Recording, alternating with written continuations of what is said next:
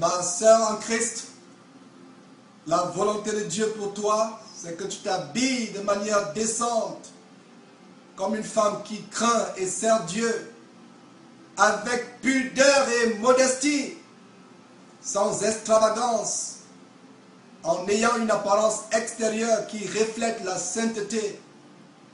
Tu peux lire cela en 1 Timothée chapitre 2, versets 9 à 10, Tite chapitre 2, verset 3, et 1 Pierre chapitre 3, verset 3 à 6.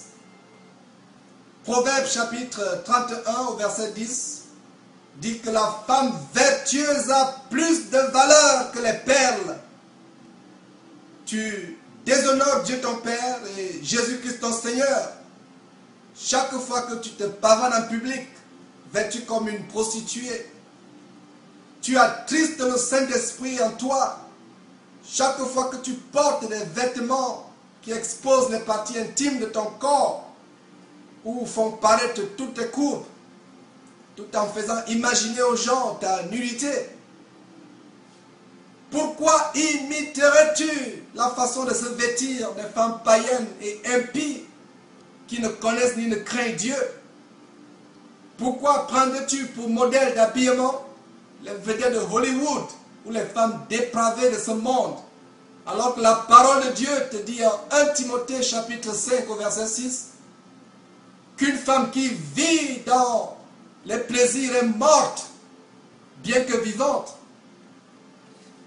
Pourquoi voudrais-tu être comme cette femme adultère, bruyante et ayant la mise d'une prostituée dont parle le roi Salomon en Proverbe chapitre 7, et qui égare les hommes, les détourne de la voie droite et fait tomber beaucoup de victimes? Il est dit que sa maison est le chemin du séjour des morts et de l'enfer. Notre Seigneur Jésus-Christ met en garde en Matthieu chapitre 5 verset 28 que quiconque regarde une femme pour la convoiter a déjà commis un adultère avec elle dans son cœur. Ma sœur en Christ, ne t'y trompe pas. Ceux qui commettent la fornication et l'adultère, entre autres péchés, n'entreront point dans le royaume de Dieu, mais finiront en enfer, dans les temps ardents de feu et de soufre, selon 1 Corinthiens chapitre 6, verset 10, Apocalypse chapitre 21, verset 8, et Apocalypse chapitre 22, verset 15. Sais-tu combien de personnes tu as déjà entraînées en enfer, rien que par ta façon de t'habiller sensuelle, voluptueuse et provocatrice? Ces gens-là ne t'accuseront-ils pas devant Dieu au jour du jugement dernier? La parole de Dieu déclare que malheur à celui par qui le scandale arrive. Pourquoi? Par ta façon impudique de te vêtir, amènerais-tu les hommes à commettre l'adultère avec toi dans leur cœur?